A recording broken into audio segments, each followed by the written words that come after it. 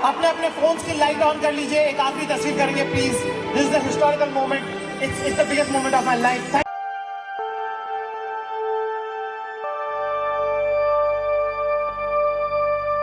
इंदौर की गलियों में एक बच्चे का जन्म होता है 20 अगस्त 1987 को। किसी को नहीं पता था कि ये जो बच्चा है बड़ा होकर पूरे वर्ल्ड वाइड हिंदुस्तान का नाम रोशन करेगा।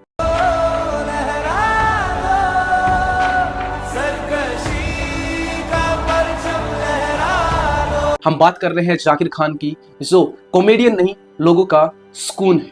वो कैसे? क्योंकि लोग स्ट्रेस फील करते हैं तो जाकिर भाई को सुनते हैं और अपना स्ट्रेस दूर करते हैं। 20 अगस्त 1987 को इंदौर के अंदर उनका जन्म हुआ और ऐसी फैमिली में हुआ, मिडिल क्लास, जो हम रिलेट करेंगे स्टोरी से। जरूर सुनना, बहुत मजा आएगा और बहुत ज्यादा मोटिवेट करेगा। हम भूख के पले बच्चे हैं, एक दिन आएगा हम सब कुछ खाएंगे। अब जब घर से निकले हैं तो इतिहास लिख कर ही जाएंगे। जाकिर भाई का जन्म इंदौर के अंदर होता है और ऐसी फैमिली के अंदर होता है, मिडिल क्लास फैमिली के। उनके जो पापा हैं वो एक टीचर थे और होम मेकर थी उनकी मम्मी, और दादाजी तबला वगैरह बजाते थे। मतलब कहने का यह है कि उनके घर के अंदर पूरा म्यूजिक का माहौल बना रहता था। 12th हुई, 12th के बाद में बीकॉम के अंदर एडमिशन लेता है, लेकिन पढ़ाई के अंदर इतना इंटेलिजेंट नहीं था जाकिर भाई कि वो आगे अपनी पढ़ाई कर सके। तो उन्होंने ड्रॉप आउट लिया और एक डिप्लोमा किया तबला का। वो डिप्लोमा करने के बाद उसे एहसास हुआ कि मेरा यहाँ पे कुछ नहीं होगा। तो एक दिन रात को डिसाइड करता है, बैग वगैरह पैक कर लेता है कि मुझे घर से निकलना है, मुझे जाना है, मुझे मेरे सपनों के लिए लड़ना है। तो जाकिर भाई दूसरे दिन अपने पापा को बोलते हैं, जब छुट्टी करके आते हैं स्कूल की, मतलब स्कूल के 2-2:30 बजे के समथिंग आते हैं घर पे, तो वो बोलता है कि पापा मैं घर से जा रहा हूँ। उसके पापा बोलते हैं कहीं नहीं जाना, यही रहो।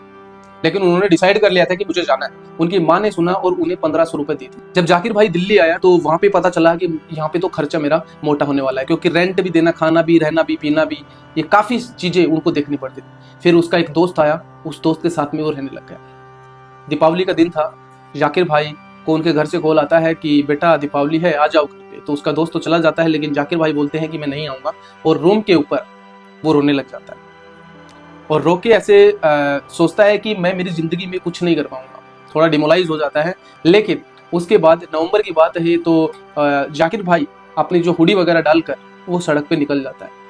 जब आसपास में पटाखे की आवाज उन्हें और ज्यादा इमोशनल कर रही थी कि काश मैं भी घर पे रहता, तो वो निकल जाते हैं सड़कों के ऊपर, और सड़कों के ऊपर जैसे निकलते हैं तो वो रो पड़ते हैं। जब वो रो पड़ते हैं तो उनके दिल से एक आवाज आती है कि या जाकिर, ऐसा बड़े लोगों के साथ में अक्सर होता है। वहां से वो यू टर्न लेते हैं और रूम पे आ जाते हैं। क्या बड़े शहर, तेरा बहुत कर्जा है मुझ पर, सब चुकाऊंगा बारी बारी से। ऐसा स्ट्रगल चलता रहा। फिर उनकी एक पर्सनल सिचुएशन कुछ हो गई होगी, पर्सनल बात हुई होगी कि दिल्ली छोड़कर वो मुंबई निकल गए। मुंबई के अंदर भी वो स्ट्रगल ऐसे ही करते रहे। उन्होंने कुछ लाइनें भी लिखी थी, बहुत अच्छी लाइनें, जो लोगों को बहुत ज़्यादा इंस्पायर करती है और मोटिवेट भी करती है और हंसाती भी। 2012 की बात है, एक कंपटीशन हुआ जहां से जाकिर भाई की लाइफ पूरी चेंज होगी। उस कंपटीशन का नाम था India best stand up comedy. उस कंपटीशन में जाकिर भाई ने 4 चांद लगा दिए। इससे पहले जो कंपटीशन में पार्टिसिपेट करते थे जाकिर भाई, उनमें कभी कोई हंसता ही नहीं था। जाकिर भाई सोचते थे कि मैं ऐसी क्या गलती कर रहा हूं कि लोग हंस ही नहीं रहे। फिर जाकिर भाई को एक आइडिया आता है कि क्यों ना हम लोगों की रियलिटी जो डेली लाइफ में करते हैं उसको ही हम फनी वे में उन्हें बताएं। उन्होंने निर्णय लिया कि मुझे यही करना है।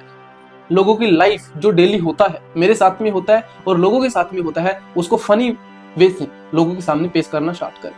और लाइफ 2012 के बाद में यू टर्न ले ली, लाइफ टोटली चेंज हो गई उस कंपटीशन के बाद में, India best stand up comedian के बाद में। फिर एक वीडियो आती है, when I meet a Delhi girl. उस वीडियो के बाद तो उनका जो फैन बेस है वो बहुत अपर लेवल पे चला गया। उनका एक डायलॉग, उनकी एक लफ्ज बहुत वायरल गया, सख्त लौंडा। और वो शायद जाकिर भाई के साथ जितना भी यूथ है वो रिलेट करता है, सख्त लौंडा।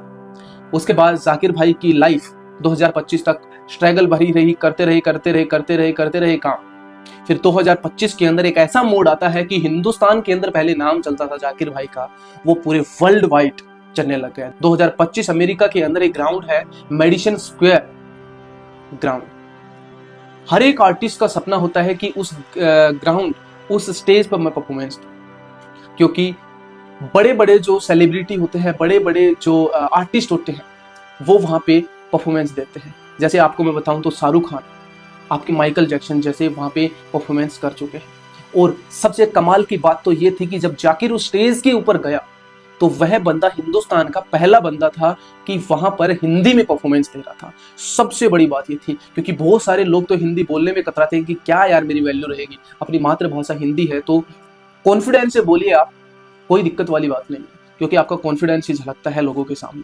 तो आप अपनी भाषा को कमजोर ना समझिए, अपनी भाषा को एक ताकत बनाइए और उस ताकत के बिहाफ पर लोगों के बताइए कि यह भाषा भी किसी से कम नहीं। जाकिर ने ऐसा ही किया और उस स्टेज के ऊपर 17 अगस्त की रात को वहां पे 6000 से ज्यादा लोग प्रेजेंट उस ग्राउंड में थे और सोशल मीडिया के जरिए 15,000 लोग उसको देख रहे थे और पूरे हिंदुस्तान के अंदर जाकिर भाई की वाह हो रही थी कि क्योंकि वो पहला बंदा था हिंदुस्तान के अंदर जो हिंदी में उस स्टेज के ऊपर परफॉर्मेंस दे रहा था।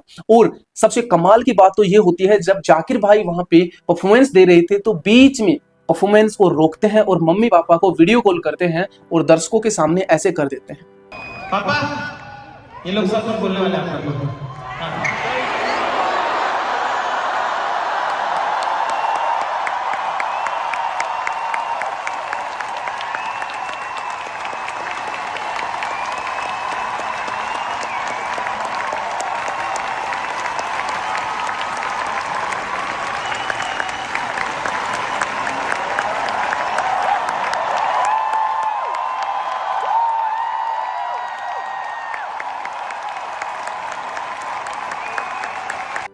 वो पल एक बार जरा थोड़ा विजुअलाइज कीजिए कि जब आप एक ऐसे स्टेज पे हो और वीडियो कॉल करके अपने पेरेंट्स को दिखाओ कि यहां पे, और लाखों करोड़ों लोगों की क्लैप्स आपके पेरेंट्स सुने तो उनके ऊपर कैसा क्या गुजरेगा, कैसा क्या फील करे।